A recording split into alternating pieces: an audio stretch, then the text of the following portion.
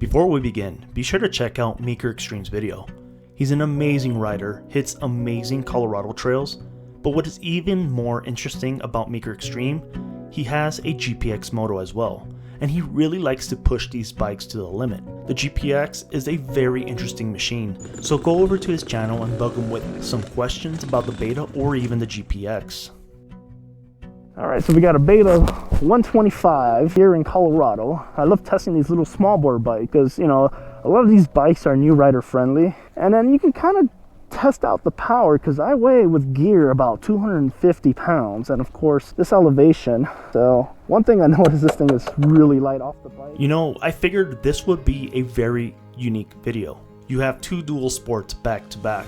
But there are a few things that I find very unique about the Beta 125rr, especially when comparing it to the KLX. They both have mild power delivery, both considered to be a gentle introduction to dual sports, and one has an emphasis towards off-road, while the other has an emphasis towards comfort and street, yet alone holds its ground on gnarly trails even. But what makes the Beta 125rr very interesting is its 63 count rear sprocket. That's right, 63. When I was first introduced to the Beta 125rr, I was not really sure what to expect with a 63 count sprocket because I believe this is the first bike in its class with a sprocket count that high.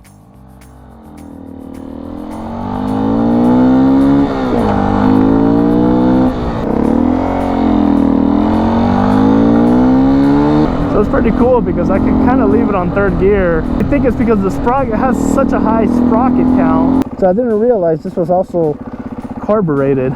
So that's pretty cool, you know. So I can leave it like, it's pretty cool because you can lug it down low. Like it lugs on third gear, but nothing like, you know, like the KLX, you know. Let's go around this way.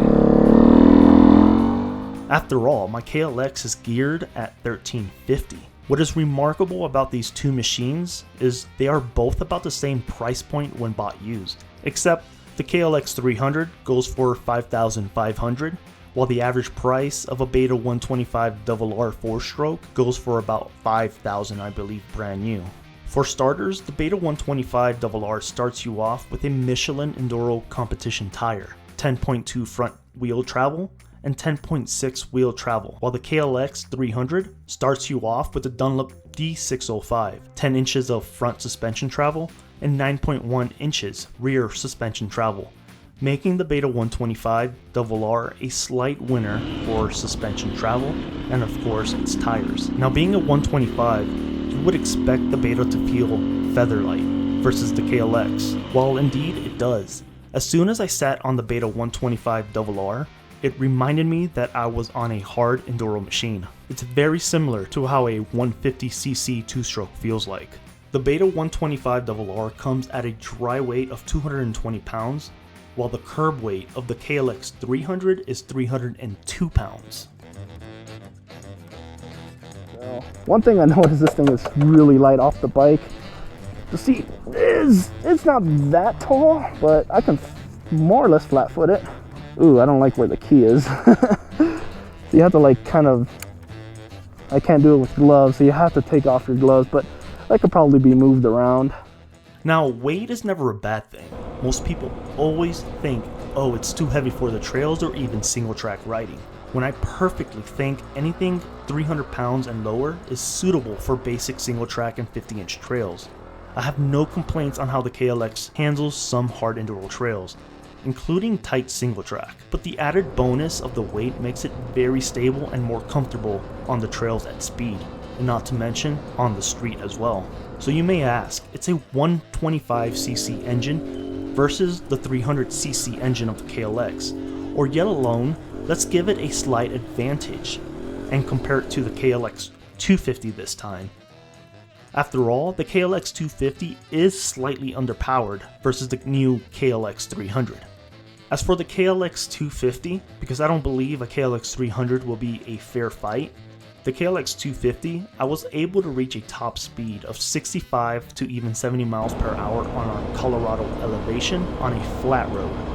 The Beta 125rr was about to rev out its max to about 55, to maybe touching 60 miles per hour, making the KLX a clear winner when it comes to on-road use and comfort.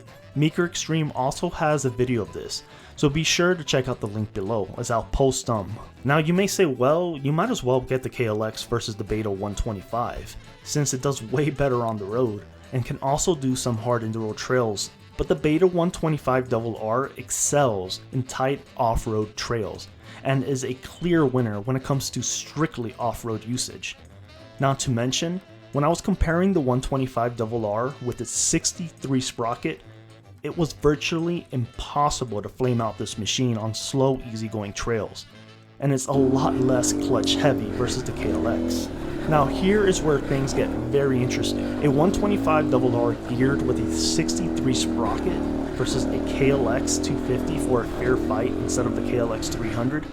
You would think the 125cc would deliver more torque, while in fact, the KLX250 was actually much more torqueier.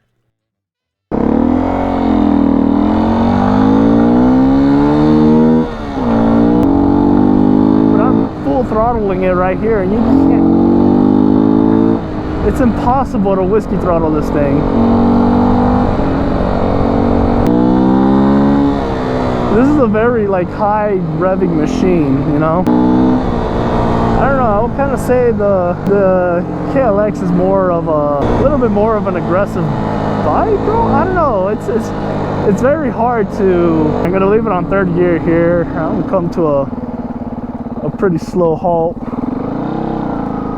Let's see how it feels. It lugs. You see, I think it's because of the sprocket size. It's a 65, but the power is kind of like the KLX. Like, it has the pull you asked for, but it's not aggressive. It's not an aggressive nature at all. It's just, it feels so light though, so this is a great, I think this is a great learner's bike. Not scary at all to ride. It's a very high revving machine. The suspensions feel nice and plush too, you know, they're not aggressive at all. Alright, let's try that. Well, first thing you notice is, you know, obviously it's weight, but this is designed more for comfort. Suspensions are a lot more softer, so let's try. Yeah, the KLX has a lot more pull too. Yeah, I'm gonna say the KLX definitely has a lot more pull. So I know this sounds quite confusing. The KLX has more torque and delivers the power quicker, but the Beta125rr can pull through its gear better, but has less power? That sounds pretty crazy. Well, it's exactly that. The Beta125rr, due to its power delivery and sprocket, has a mellower power curve versus the KLX, but able to pick up through the taller gears with less effort of clutching due to the sprocket count, while the KLX needs to be in the correct gears to move. If caught in the wrong gear, more emphasis in the clutch is definitely required versus the Beta125rr. So exactly which is a better beginner bike? So that is why I wanted to make this video. It's actually very unique to compare these two. You have a KLX 250 or 300 versus a 125rr. Pretty interesting. The KLX 300 can easily hit 70 miles per hour. It's much better on the road and delivers the power much quicker, while the Beta125rr really can't reach 70 miles per hour. However, the KLX 300 still has a good entry-level power delivery that is smooth and linear. However, the secret weapon of the Beta is how forgiving it really is if caught in the wrong gear, yet alone its sprocket count when down in first gear. It's much more mellow versus the KLX, but way harder to stall and easier to recover with less focus on the clutch. Now the real secret is the path of the Beta125rr. Say you are a brand new rider with no experience. The Beta125rr will be much more tame versus the KLX. However, if your emphasis grows on hard enduro, and especially tight single track, the Beta125rr can really be your secret weapon because of its sprocket count, its weight, and of course its incredible predictable power delivery, making it perfect for going over tricky obstacles. However, the KLX 300 is the perfect best all-around dual sport that can still handle the hard enduro stuff, better power, and more comfort on the road, and of course county trails. Both are an excellent pick for a brand new rider, But if I were to pick a bike for a new rider for the very first time, with an interest in the hard enduro stuff, the Beta125rr will definitely be the clear winner due to its weight, more mild power, and tractoring ability on the slow going trails, while the KLX300 would be reserved for someone who is more towards true OHV trails and an emphasis on the street. Anyhow guys, let me know what you guys think. Let me know if you find the Beta125rr pretty interesting, especially versus the KLX. And I'll catch you guys on my next video. Be sure to subscribe and hit that bell button.